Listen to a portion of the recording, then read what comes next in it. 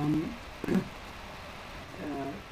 Today we're going to be discussing the verse 3 of Uڵḷadu Nāṛpadu. The general import of this verse is very similar to the second verse, namely that it's futile engaging in disputes, and what we need to do is to turn within, investigate ourselves, and thereby annihilate our ego. That's the import of the second and third verses, basically. There are two sentences in this verse. In the first verse, one says basically that this is he gives some examples of disputes, and he says what the use of such disputes. And in the second verse he says living in a world and knowing oneself, that state legal is considered available at basic meaning of the verse. In the first sentence he says ulahumeypoyt, ulahumeypoyt,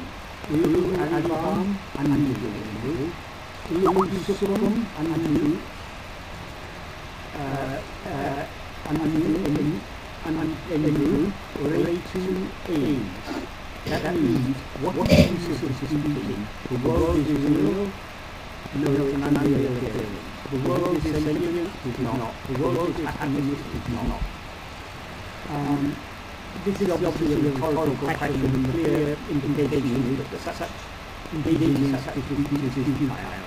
And to make this implication more clear, one converted now to a calendar from one verse, to a single verse, calendar. He added some link between the verses, and the link he added just for the beginning of this verse is the word taṉṇaiyōrn, which means an adverb, means mostly or vague. So he asked what is the use of mostly engaging in such disputes. So you make very clear, all such disputes are futile. Michael? Yes. Sorry, give me 1 second until the static is pretty high today. So let me see if I can cut down something like... Shall I try moving the headphones whether that improves distracting? Yeah, we can do that. Okay, first thing I'll do, I'm using an external webcam, which I thought would be clearer, but perhaps if I disconnect the webcam, you can see whether it's clearer without that.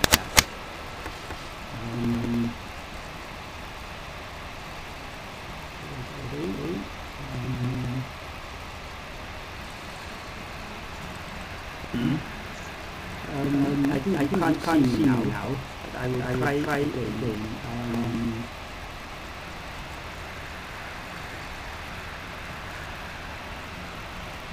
That happened before, right? You still have the same amount of static. Right. So, yeah, really. Is that static same or less? The voice is clear, actually. Static is there. Voice is some reason clearer. So, did you like switch the microphone off? No, I just move external webcam. Okay. But can you see me again now? Oh yeah, we can see you. But it's slightly, that's okay. So long as you... So the camera's working and the static is a little bit less now. Right. Or if there's too much static, then try removing the headphones. Yeah, it is clear. I think we can go ahead. There is static, but we can go ahead. Okay, right.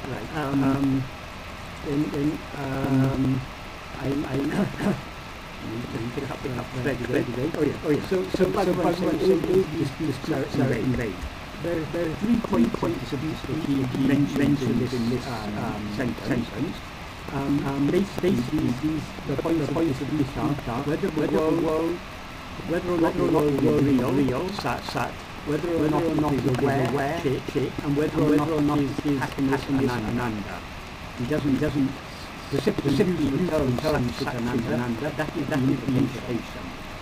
But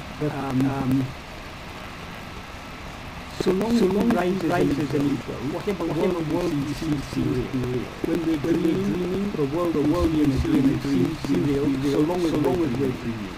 And likewise in waking state, so long as we're in this state, the world you see seems real. However, according to Bhagavan and also philosophy of the great general, the world is not real, just a neutral force appearance. And it comes into existence because we rise when we rise we forget the world. This happens in dreams, and this state according to Bhagavan, this is just another dream. Though it seems to us to be waking, even when we're dreaming, the dream always seems to be waking so long as we are experiencing that dream. When we come out of that dream, in retrospect, it seems to us to be a dream, but never unreal. So according to Bhagavan, the world is unreal. However, there are many don't accept this. Ḍṟulahusukha, they will not accept this, and they believe the world actually. Just one point.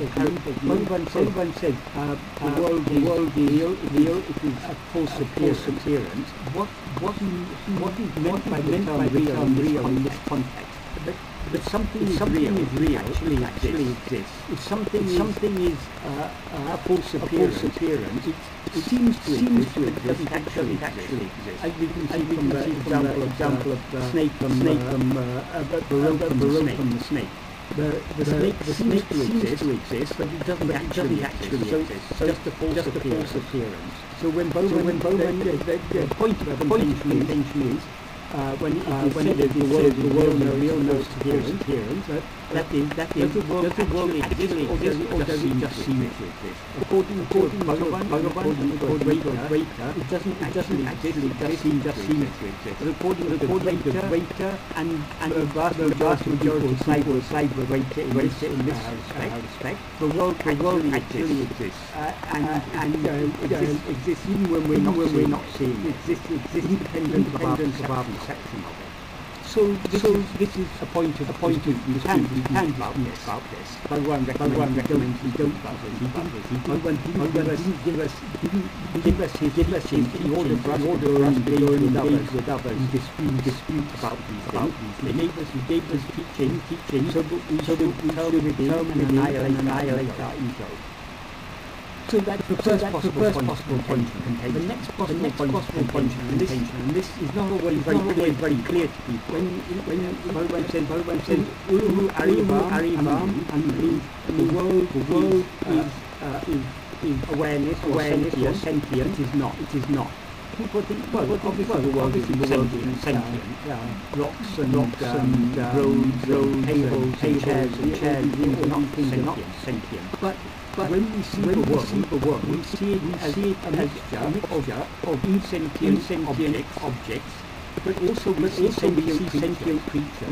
We see human beings, and we see other animals. All of whom, in our view, seem to be sentient. So the world seems to us to be a mixture of sentient and insentient things. In other words, there is sentience in this world, though not everything is sentient. That's how it seems to us. But exactly the same thing in dreaming, interact with people, we may have discussions about things, we may talk about all sorts of things. So long as we're dreaming, all we see in our dream seem to us to be aware, seeing the world just as we're seeing the world. Only when we wake up from the dream, we understand all sorts were just our mental projection. So in fact, the whole world we saw in our dream, all the people, animals we saw in it, all were just images in our own mind, and as such they were devoid of awareness. Bhagavan says this world is just a dream. That means this world also all people we see in this world, they seem to be sentient in our actually, but they are just our own mental projection. This is what Bhagavan taught. It doesn't mean that we should behave in the world as if other people are conscious. So long as we now not all people we see in a dream are our mental projection. Even the person in the dream is also a mental projection. So the person we now seem to be in present dream itself as much a mental as all the other people we see. So long as we're interacting in this dream, we seem to be a certain person. That certain person seems to be therefore all the other people seem to be therefore we have to interact in the world as if we're interacting with sentient creatures. Why Bhagavan says all this is just a dream, to help us to turn our mind when we are investigating, that is to free our mind from attachments to the world.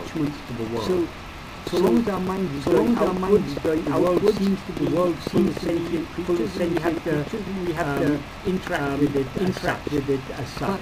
We also have to turn our mind back to investigate. Who am I who sees this world sentient and insentient creatures? So though Bhagavan has taught us this world is just a dream. In a dream, going out and arguing whether it's a dream or not. If it's a dream, we who are seeing the dream are the only one. So arguing with our dream creatures would be futile. Or our fellow people in the dream. It's also Bhagavan says arguing in the whether the world is real or whether it's sensitive, whether it's intelligent. All this is useful. And then the third point Bhagavan is about, he says ulahumeypoyt, and that is the world is happiness. It is generally we obtain happiness from the things of the world. If we enjoy ice cream, for example, whenever we have the opportunity, it seems to give us pleasure. And therefore we think we're deriving happiness from that ice cream. According to Bhagavan, is any object in the world. We are not actually, there's no happiness in the ice cream.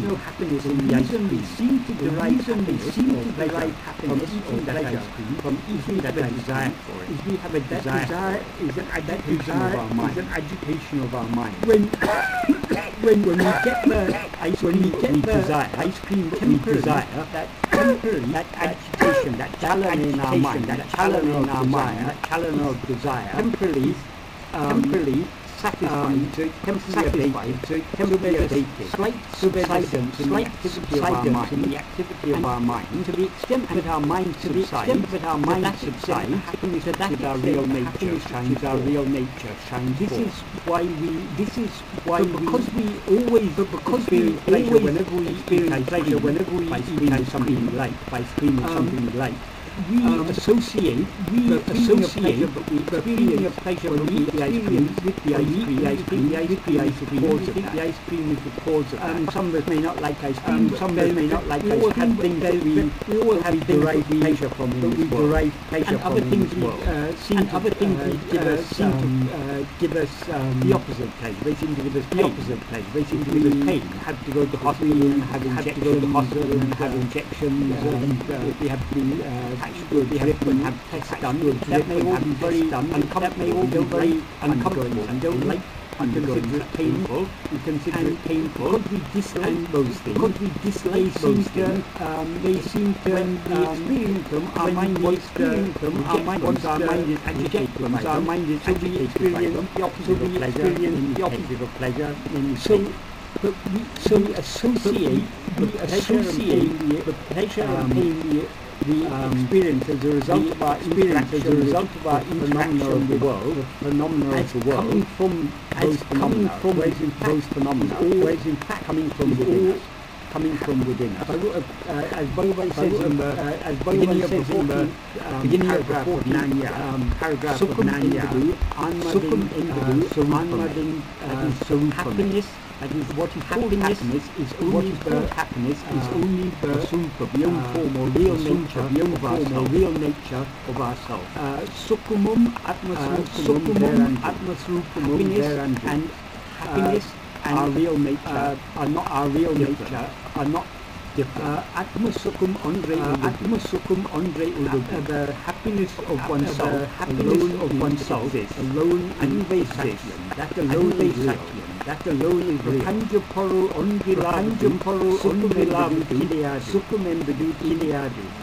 in one thing in the world, there is anything in the world, there is not even the least happiness. Abhigalin sukum kedekadaha because of our lack of discrimination, we think we get happiness from these things. There's no happiness. But most people aren't going to agree with that. Most people aren't going to agree. If I can get myself a better car, if I can buy a better house, or if I can buy a bigger house, promotion in my job, get a promotion in my job. So we run after the things of the world, believing that we derive happiness. But according to Bhagavan, there's no happiness. So this is also a matter of dispute. You can argue no happiness in the thing, there's no happiness in the thing, argue back saying there is happiness. But like the other disputes, all these disputes are useless. It's very easy because it's very easy to have so many different beliefs about the world. Not only about not real or not real, sentient or not sentient, a source of happiness or not a source of happiness, or not a source of happiness. Dispute about so many other things. Argue about politics, wars, all sorts of things. People have all sorts of things. And some people relish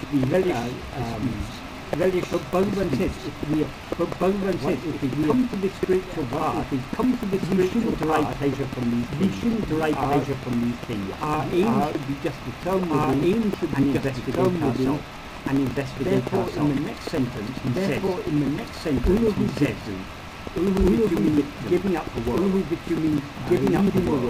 That means leaving the world, thinking about the world, giving up all taṉṇaiyōrn. Investigating oneself. Or can primary means investigating. Primary means investigating. So that secondary means so that can mean investigating oneself, or investigating oneself. Or knowing only by investigating ourselves. It is only by investigating ourselves that we know ourselves keenly enough. And if we investigate ourselves keenly enough, we can interpret it either. So we can interpret it either both ways. Or both. And then the next clause he says, that literally means one, itself, separating ourselves. Or separating ourselves. So separation there, so the implication there, there represents and non-duality. Represents duality. And Irendu represents duality. So the implication of this clause is withdrawing oneself or separating oneself from duality and non-duality. About duality and non-duality. And then the main clause he says, those are all the main clauses. The main clause, that state I refers to the ego. And what he says actually, ṇulahuviṭṭut of no are. That means that state in which that state has perished, is agreeable to all. Perish, that is agreeable to all. If we give up thinking about the world, give up thinking about the world, give up investigate and know ourselves, and investigate the ego will perish, and that state of the ego will perish, and that is agreeable to everyone.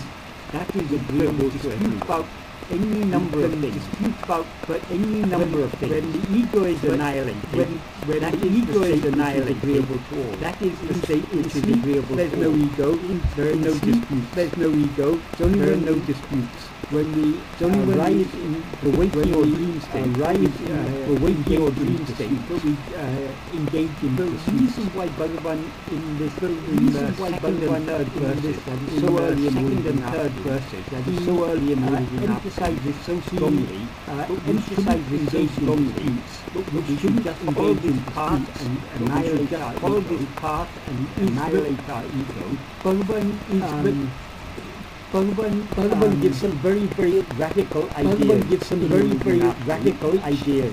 The vast majority of people in the world will disagree. The vast majority of people in the world will disagree. Bhagavan is not giving these. Bhagavan is not giving these teachings for us to engage in arguments to others. Teachings for us to engage in arguments to others. Giving them teachings for our own salvation. Us these teachings for our own salvation. The only way we want to turn within and investigate ourselves. Turn within and investigate ourselves. When we investigate ourselves and when we investigate ourselves, become aware of ourselves as we actually are, become aware of ourselves as we actually are, we will be free of all the troubles that arise. We will be free of all the troubles that arise. All troubles arise only because we rise. All duality appears only because we rise. Disputes can take place only in duality. Disputes can take place only in non-duality. So arguing for non-duality and against duality, our self-engaging in duality, our self-engaging in duality. If we want to be free of duality, if we want our mind of duality outwards, so long as our mind is other than outwards, we see things other than ourselves. If we want to be free of non-duality, the only way is non-duality. Turn within, only way is to see ourselves alone and see ourselves alone. Turn inwards to investigate ourselves. When we turn inwards to investigate ourselves, there's not an investigating self and an investigating. There's not an investigating self and an investigating self. It's self the self that is investigating. Self the self that is investigating itself. If we truly believe in non-duality, truly believe in non-duality, we shouldn't be engaging in we shouldn't be engaging in all these useless disputes. Bhagavan has given why we are drawn to Bhagavan's path, why we are drawn to Bhagavan's path, planted the seed of love for his teaching, planted the seed of love for his teaching, he who has done that even in our barren, dry and stony heart. Barren, dry and stony heart, the seed, and he has planted the seed, and he's beginning to do that in our heart, and do it in the heart of all other people. In our heart, and do it in the heart of all other people. He knows the proper time for each person, so we don't have to worry about whether others believe, so we don't have to worry about whether others believe the whole world teaches or not. Even if the whole world is not giving this teaching for the world, not giving this teaching for us, for the world. For us, it's given as an opportunity for us to awaken from the opportunity for us. There's only one person dreaming this dream. If there's only one person dreaming this dream, that is one person wakes up. We can liberate the whole world simply by liberating ourselves. Liberate the whole world with the whole world by liberating ourselves. Only because the whole world exists.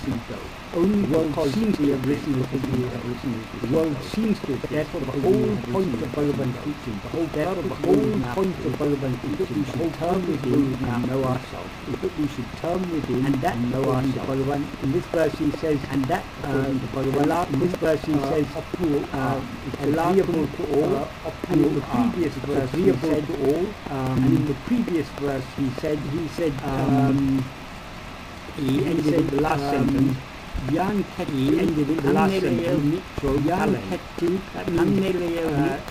by destroying the ego, standing or by destroying the state of oneself, standing or abiding in the implication of oneself versus that. Exactly the same. So the implication of both these verses, if we want to aim for the best, if we want to aim for the best, to everyone, we should annihilate our agreeable to everyone, we should annihilate our ego.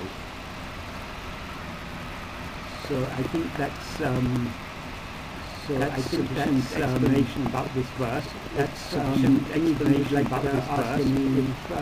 Any question like either about this verse or about any other questions either about this verse or about any other subject, please do so. Thank you, Michael. Thank you, Michael. I have a question now. I have a question now.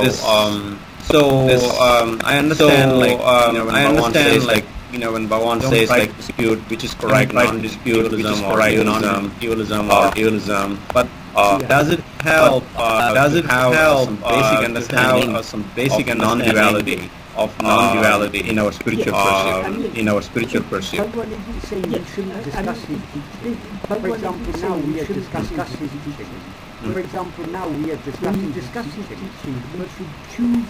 When you discuss his teaching, choose the people you should discuss from it. Those who are drawn to his teaching, are those who are drawn to his teaching, who accept his teaching. Not everyone will agree with our understanding of Bhagavan. Not everyone will agree with our understanding of Bhagavan in their own way. We know that Bhagavan disputes in their own way. They may not call themselves to Bhagavan, but they may call themselves to Bhagavan, but they may not fully be ready yet to accept that Bhagavan will take care of others. But leave that to Bhagavan, he will take care of devotees. But who will find some understand his other devotees much the way, same way, but understand his teaching much the way, same way, but devotees. So can be very beneficial because it can help us very beneficial because it can help us by discussing with others. By discussing with our understanding, by trying to express our understanding, and by trying to express our understanding in writing. So sometimes other people may point out to us. And sometimes other people may point out to us certain implications of Bhagavan teaching, but hadn't struck us implications of Bhagavan teaching, but hadn't struck us previously. It's so good to discuss Bhagavan teaching with like-minded Bhagavan teaching, like-minded friends, following like-minded, trying to follow this path, following the same way that we are, trying to follow this path beneficial in the same way that we engage in disputes with beneficial. But we should engage in disputes with others. You will have Bhagavan teachings or any view of Bhagavan teachings or any respect them, let them have their own view. Okay, we have our respect them, let them have their own view to follow. We have our best to follow. Our aim is simple to follow. Try to requires turning to turn out, which requires turning within and subside back into our source. Attention within and subside back into our source. Anybody else has any questions? Anybody else has any questions? Rabi? Yeah, I just ask this question. Yesterday during our satsang, I was reading a passage of Yoga Vasishtha that Sri Ramana studied for us to study. Here Shishta is instructing Rama. How to achieve stillness, equanimity, and stillness, and self-shining forth. Self-shining cessation of mind, thoughts, and one way he recommends, like Sri Ramana, direct paths, which is like pure dhyana, knowing yourself, But the other method, so forth. But the other method, he also alludes couple of other methods that has to do with he equates thoughts with the movement of prana, prana with the thoughts, and movement of prana with the thoughts. And then he refers to yogi. I think he refers to them as kriya. One means to bring forth the self. So what's your view on that? If there is any room on that, I know this is because you need certain balls, doing ball right, etc. Doing it right, etc. What's your view on that?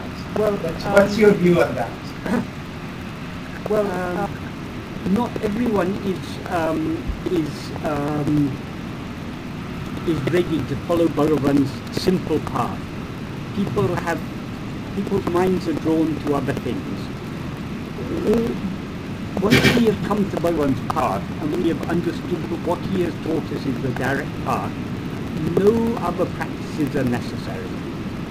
But some people are nevertheless drawn to other practices. They don't have so much complete faith in Bhagavan's teaching, or they think it's very difficult what Bhagavan has taught us, so it is easier if you just control the breath or watch the breath or do this or that.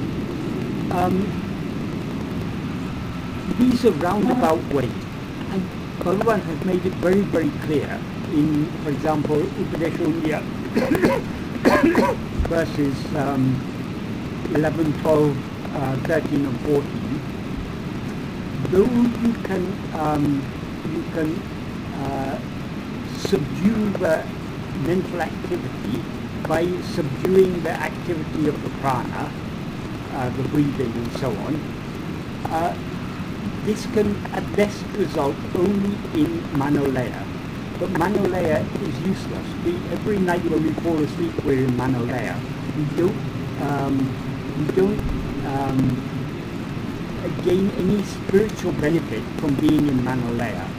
To illustrate this, Bhagavan used to tell the story of the yogi who was practicing some sort of some similar type of maybe pranayama or some similar type of yogic practices on the banks of the Ganga, and he had become so proficient in subsiding into what he would have called nirvikalpa samadhi, but which Bhagavan said is actually just a form of manolaya. He was able to remain for long periods in this so-called nirvikalpa samadhi, this manolaya, and once after a prolonged period in manolaya, he woke up and he was feeling thirsty, so he asked his disciple to bring water from the Ganga. So his disciple went to bring water, but before he returned, the yogi had again merged back into manolaya, and he remained in manolaya for 300 years. Because if you're proficient in controlling the prana, you can slow down the whole metabolism of the body, so even the aging process and things get slowed down. So anyway, this yogi woke up after 300 years, and the first thing he asked, rather because he was feeling thirsty naturally after 300 years, he asked in an angry tone, "Where's the water?" And then he opened his eyes and saw the Ganga was no longer nearby. It had changed its course, everything had changed. 300 years had passed. What Bhagavan pointed out was that the important point to take from the story, the last thought that was in his mind when he subsided into manolaya was the first thought that rose as soon as he woke up. That means not even that most superficial thought in his mind had been eradicated. So manolaya is useless. Being in manolaya is useless. So what Bhagavan said, if someone is following the path of pranayama, they should not allow their mind to subside into manolaya. Before it subsides into manolaya, in the state of relative calmness brought about by that manolaya, they should turn their mind back within. This is what Bhagavan implies in the 14th verse of Upadesha Undya. Verses.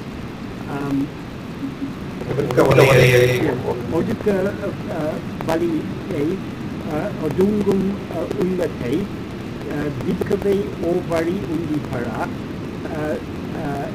Diyum Adunuru Undipara. That means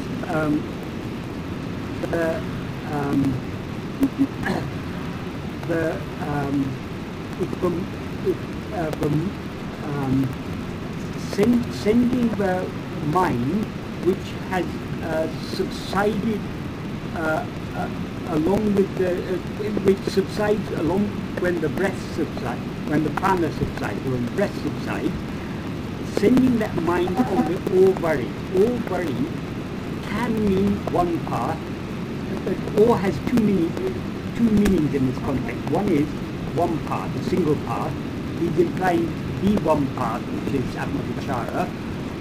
Another meaning of or means investigating. So or is also a path of investigation. So if the mind is sent on the path of investigation, its form will die. The implication of this verse is that before the mind subsides completely in maṇḍṟeṇ, when it is calmed down by either controlling the breath, or Bhagavan said the people who were inclined to such practices, Bhagavan said simpler than trying to control the breath, simply watch the breath. If you watch the breath, automatically the breathing will slow down and the mind will be calm. You only need to calm the mind to a limited extent and then turn it within. But this is not for everyone. This is for those people who are drawn to such practices, who think aids are necessary. But Bhagavan also made it very clear the best way, the most effective way to make the mind subside is to turn our attention within. Because the mind rises, as he says in verse 25 of Uڵḷadu Nāṛpadu, ulahumeypoyt ulahumeypoyt nikko, ulahumeypoyt ongo. So the nature of the mind comes into existence by grasping form. Grasping form means attending to anything other than itself. It stands by grasping form. And grasping and feeding on form, it flourishes. So since the mind rises by grasping form, it will subside only by letting go of all forms and trying to grasp itself. Everything other than ourselves is a form. So attending to anything other than ourselves, including the prana or the prana is part of the body, it's all part of the world of name and form, the world of phenomena. Attending to such things is feeding the ego. If we turn our attention back within to attend to ourself alone, that is cutting the ego at its very root. So the most effective way to bring about the subsidence of the mind is to investigate what we are. So all this pranayama and things, it is said there for people who are not yet who are not yet sufficiently strongly drawn to this path of Atma-vichara. But for those of us who have come to Bhagavan, taken him as our guru, and who fully believe in him and who are fully convinced by his teaching, this path of Atma-vichara alone is sufficient. This is the simplest, most direct and quickest path. It may seem to us to be difficult because we still have strong liking to go outwards, but it is actually the easiest of all paths. And even the effort made in this path is worth much more than hundreds of times more effort made in any other path. Because other paths are leading in other directions, and can only in a roundabout way come back to this path, whereas this path is the direct path back to the place where we came from. We have heard this message you and also center many times. Never heard educated again. So thank that. That's why we need to study Bhagavan's teachings again and again. We need to think about these things. We need to be constantly dinning this in our mind. If none of us are yet fully convinced, if we were fully convinced by Bhagavan, we would turn within and merge within here and now. It's not difficult. Why we are not turning within? Because we don't yet want to. Why we don't yet want to? Because we're not yet fully convinced that we ourselves are our infinite happiness. And so if we want to experience real and lasting happiness, the only way is to know ourselves. If we were fully convinced of this, we would turn within here and now and the story would be over. But we're not yet convinced of it, So we need to do Sravana, we need to constantly study Bhagavan's teachings, we need to do Manana, constantly thinking about it and assimilating what Bhagavan has taught us, and above all else we have to do the practice and the actual practice of self-investigation. By turning our attention within, we are attending to the light which illumines the mind and illumines the whole world. So by turning our attention back to that light of our own self-awareness, we are purifying our mind far more effectively than any other we could do by any other practice. So the practice is all important, but to support us in this practice, we should be repeatedly doing the Sravana and Manana. So it doesn't matter how many times it is repeated, the more it is repeated, the better it is for us. In the same, it's a segue to another question that we discussed few sessions back among ourselves. It has to do with self-attention versus avoidance. In some sense, that it's useful to turn your attention to self even a few minutes or seconds at a time during our day, other than yourself, other than your practice, sit down for 15, 20 minutes at a time. And in this context, we saw that self-attention has a hint of doing. You're using your mind to turn yourself, but in self-attention that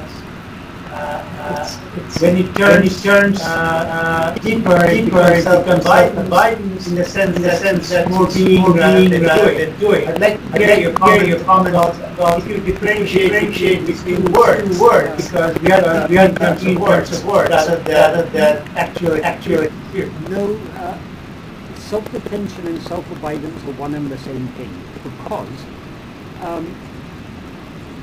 how we rise as this ego by attending to things other than ourselves. By attending to ourselves, the ego subsides and we remain as we really are. Because our real nature is pure and infinite self-awareness. Even now we are self-aware. There is never a moment when we are not self-aware. Throughout waking we're self-aware. Throughout dream we're self-aware. Throughout sleep we're self-aware. So self-awareness is our basic experience. But generally, in the waking and dream states, because we are so interested in the phenomena we are experiencing, we attend to things other than ourselves. So though we are self-aware, we are negligently self-aware. We're inattentively self-aware. This is what is called pramada. So the only way to conquer pramada is the opposite to pramada. Pramada is self-negligence. Self-attentiveness is the way to conquer the pramada, the self-negligence. The more we attend to ourselves, the more our mind subsides and we remain as we really are, which is pure self-awareness. So the extent to which we're abiding as ourselves is the same as the extent to which we're attending to ourselves. The more we attend to ourselves, the more we're abiding as ourselves. So they are inseparable. The ultimate teaching is summa irum, just be. But we always are. It's not clear to us how we can just be. To just be, we have to refrain from any doing. How to refrain from doing? According to Bhagavan, all doing begins with the rising of the ego. And the ego rises by attending to things other than itself.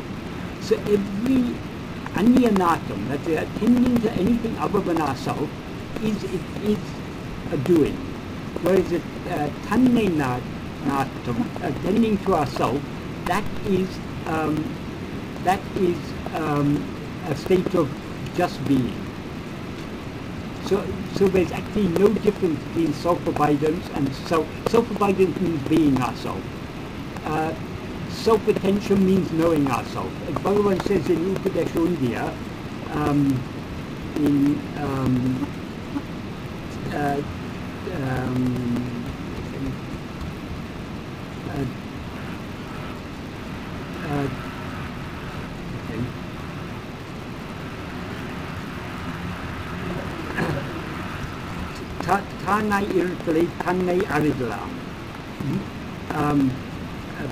Knowing ourselves is being ourselves, and being ourselves is knowing ourselves.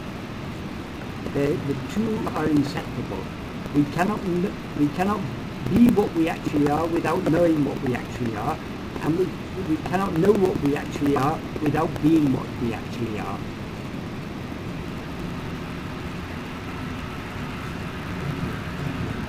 May I ask you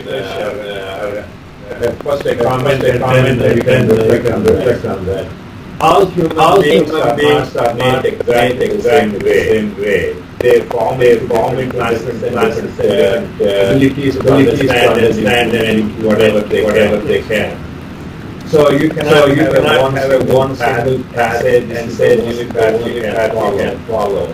Second question is even those who came NASA, it is not a process, dynamic process. So someone who has a good point of time may have complete control or NASA, but it is not static. When the change, they may need additional aids to bring back balance.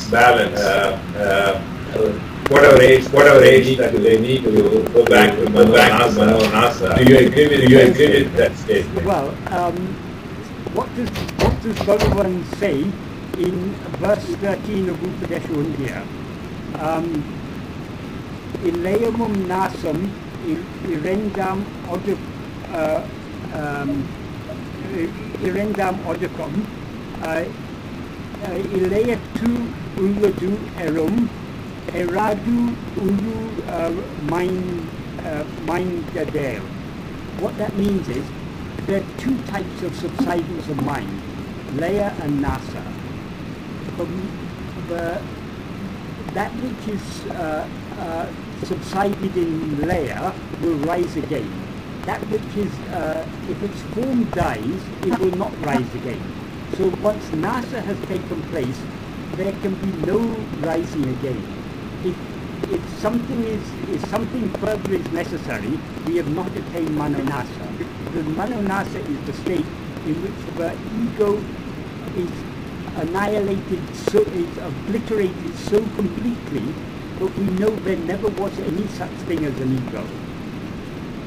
So there can be no returning from manonasa.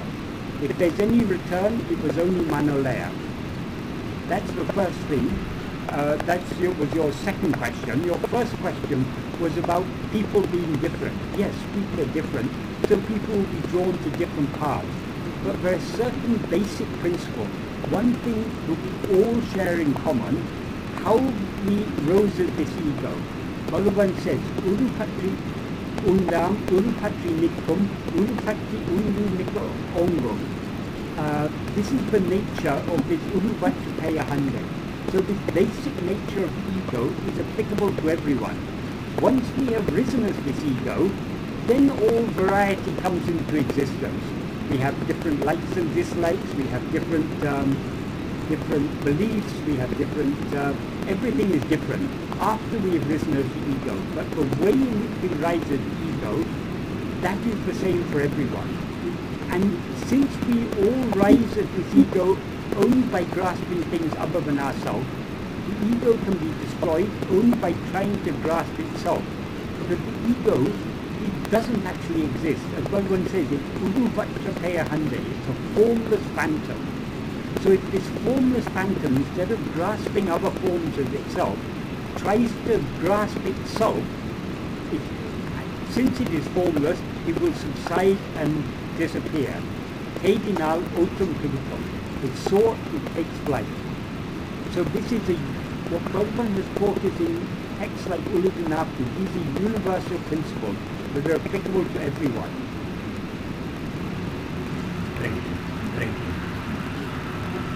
And doesn't he say here, ordinary the direct path for all.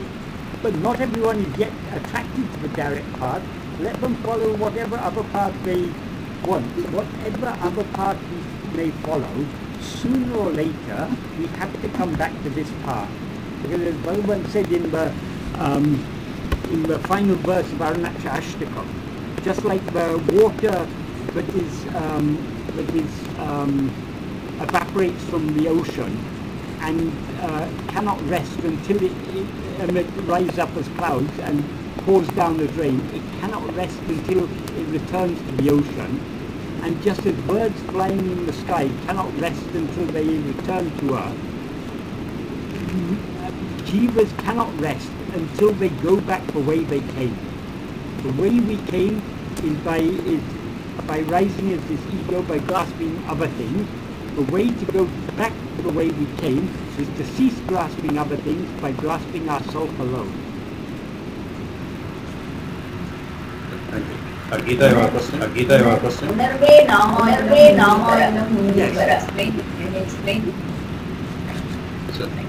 She's wanting you to explain. That yes. phrase. Well, what Bhagavan says in that verse is,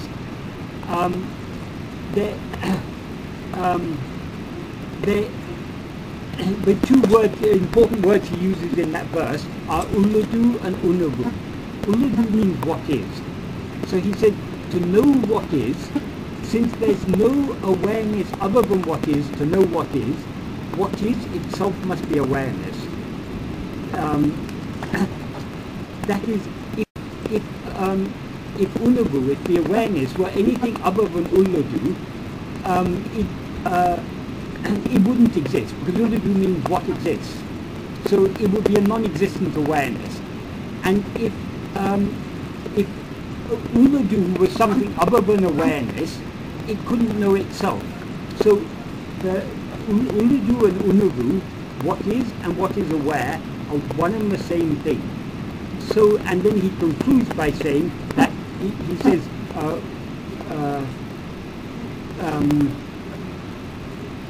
wait a second, uڵḷadu uṇara, uṇavu veringmeyen. Since there is no awareness other than uڵḷadu, to know uڵḷadu, uڵḷadu uṇavāhu.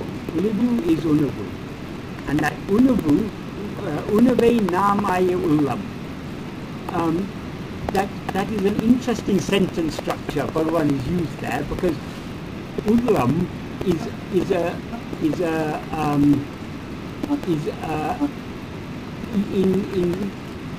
in Tamil poetry, that is a form of the ullam means in this context ullom. It's a form of the second person, first person plural form of the verb ulla. So ullam means we are. So what he says there is, he's referring to uṇavu as the first person. So to emphasize that what we actually are is only uṇavu, only awareness. He says, basically he says, here he's using the second person, nam, we, but he's not using it as an actual plural. He's using it as an inclusive form of the first person, singular. So what he implies in this sentence is awareness am I. That is, he's using the first person verb when the subject is uṇavu, because the uṇavu is ourself. So uṇavei nāmai ullam means we ourself are awareness, or awareness alone is what we are, is ourself. So since the B is actually a poetic way of saying I, so maybe we can rephrase that as awareness indeed am I, or awareness alone. So the norm there, the norm word, but really is a full word, but really is a single. If Bhagavan were to say I there, it would seem to us that he was referring to himself. So in order to include us, because there is actually only one I, he often uses nam as an inclusive form of the first person singular.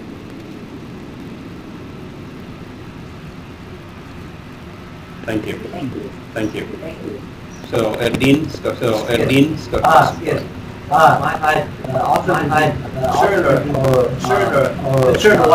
Concerned what kind of service is part of the service is part of the spiritual path. I know that Ramana's in Ramana's writing in Sadhu particularly relations that social service is either not emphasized or Sadhu Homes said that I am proper social service proper to be doing something. And one point in Ramana's writings, this reported talk, we must come across this whenever we come across suffering. My own concern is worried about the importance of it and the importance of it, suffering around, and I would never stop doing so. That's kind of what I'm trying to figure out how to write on that. I really like the idea of social service community, Ramana as a devote, as far as me. Anyway, it's a confusing issue. Even though I know too that it's always Ramana's own directly to Ramana's own explanation, and you make your decision. The thing is, suffering in this world is endless. There are so many wars happening, so many people fight among themselves. They fight about religion, they fight about race, they fight about money, about nationality, about caste, about creed. We as human beings, we find so many things to fight about. And even if we weren't fighting among ourselves, there are so many other causes of suffering. There are natural causes. There's disease, there's old age, there's death, there are natural disasters, all these things. So there's so many problems in this world, we cannot even begin to solve the problems of the world. So we shouldn't go out seeking to solve the problems of the world. But if we're in a situation, say, supposing we're sitting eating a meal, and a hungry person comes and stands in front of us, we should naturally, what is the natural compassionate thing to do? If you see a hungry person, you share your food with them. Or if probably they're in much more need of the food than you are, so you give the whole food to them. That is just a natural. Any person who has a compassionate heart will naturally respond to situations in a kind and compassionate way. So that will happen naturally to the extent that our mind is purified. What the word compassion means, compassion literally means suffering with. So when we see other creatures, other people or animals suffering, if we suffer along with them, naturally we want to relieve their suffering. But that doesn't mean we have to go out looking for ways to relieve suffering, because there's no end to that. The best way, there is so much suffering in this world, we cannot even begin to solve the causes of suffering. But there's one very simple thing we can do. In a dream, if we see suffering in a dream, what is the best way of alleviating all the suffering we see in a dream? Simply to wake up. So also, according to Bhagavan, all this entire world is a dream. So all the suffering we see in the world is actually our own mental projection. So if we wake up from this dream by knowing ourselves as we really are, we will alleviate all the suffering in the world. So if we are really kind and compassionate, Buddha is considered as the very embodiment of compassion. But what he did when he when he understood that life is suffering, he abandoned his wife and child and went off as an ascetic. That, in the eyes of worldly people, that could seem to be a very, very cruel thing to do. But he knew that whatever he did for his wife and child, sooner or later they will grow old, they will become sick, and they will die.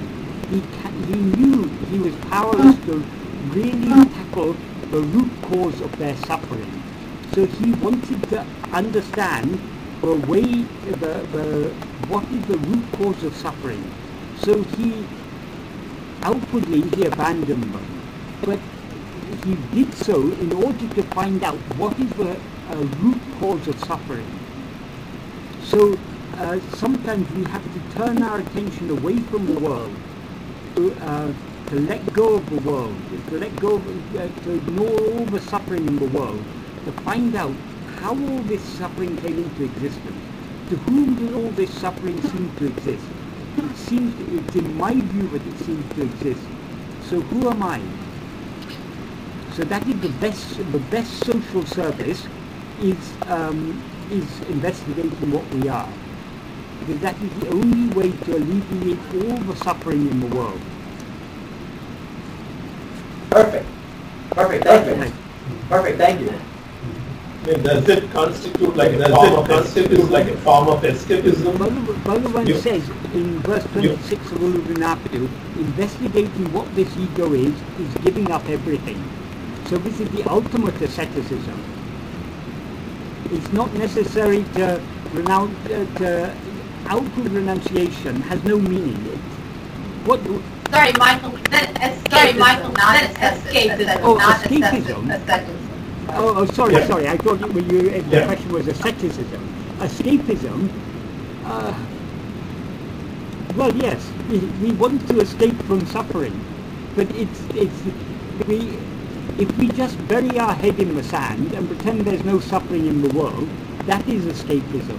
But if we are tackling the very root cause of all suffering, which is the rising of ourself as this ego, that is not escapism. That is dealing with the root cause of all problems. So that's the very opposite of escapism. Doing anything other than investigating ourselves is escapism.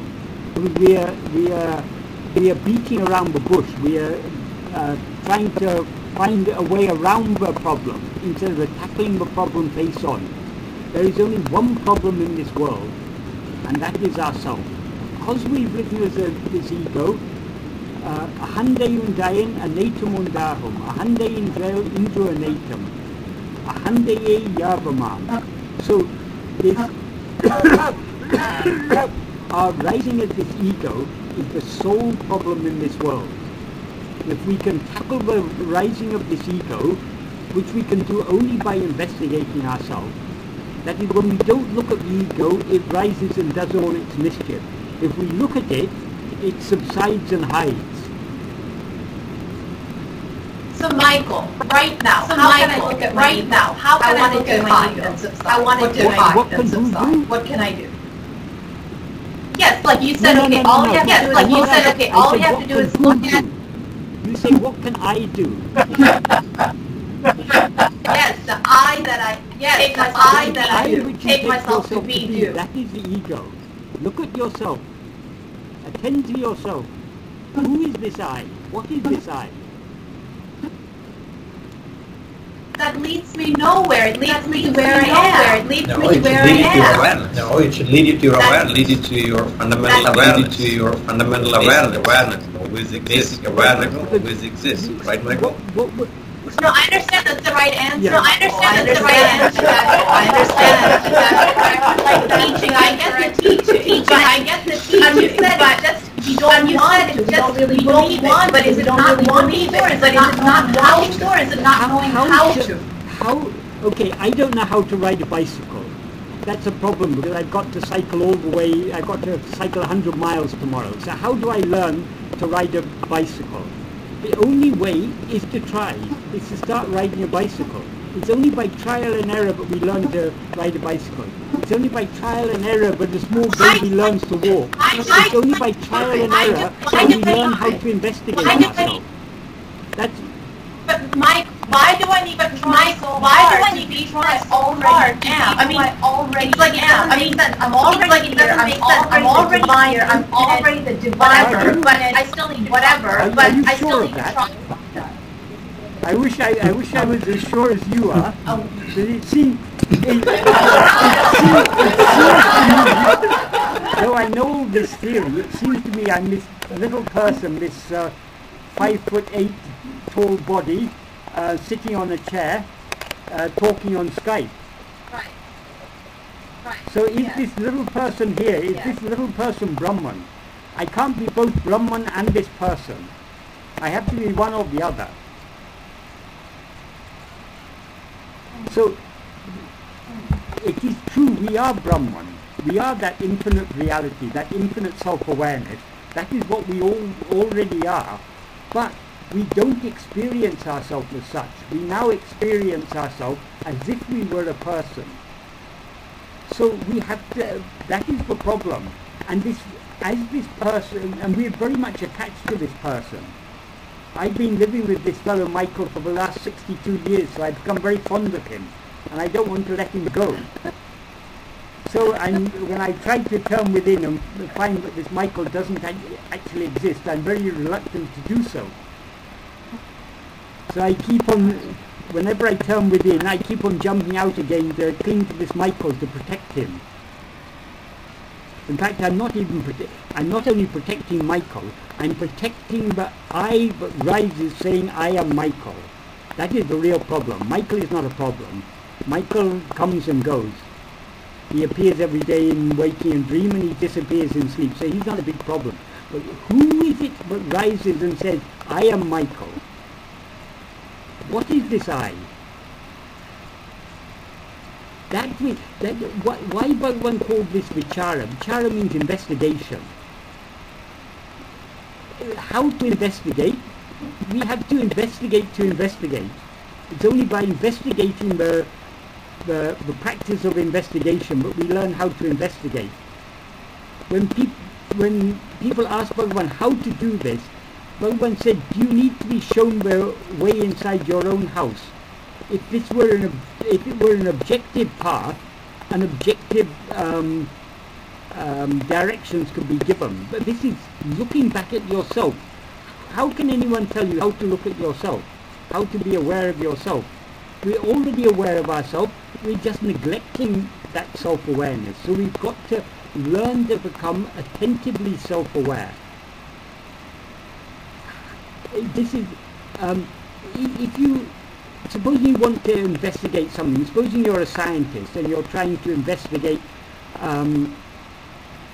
the causes of some disease or something. So you begin doing research. At first you don't really know how to find out. But as your investigation progresses, an investigation the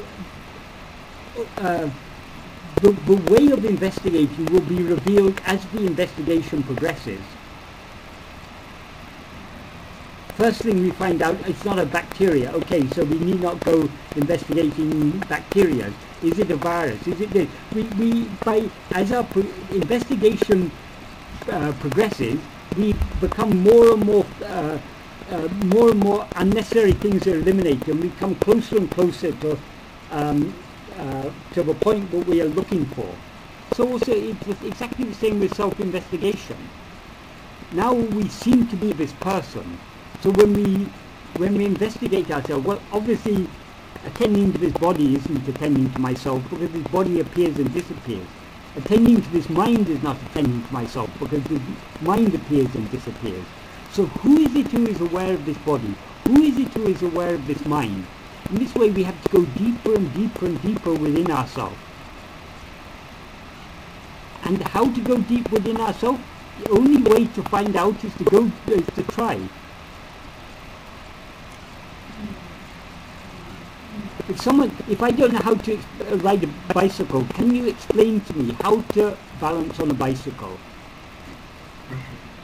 No. You can give some rough idea. But I can help. Only I can teach myself how to ride a bicycle. I can read all books about it and everything, but actually to ride a bicycle, only by trial and error I can learn how to do so. Yes. It's exactly the same with that. Bhagavan has given us numerous clues, but we can understand what these clues are pointing at only if we follow them. Exactly. Yes. Exactly. Yes. So what does he say in paragraph 6 of non-inherent? Paragraph 6 of non-practice. This practice and practice in this manner. Right. Go ahead, Michael. By practicing Go ahead, in Michael. this way, the strength of the mind to abide in its source, in its pidapidam, its birthplace, increases. So it's all about practice. So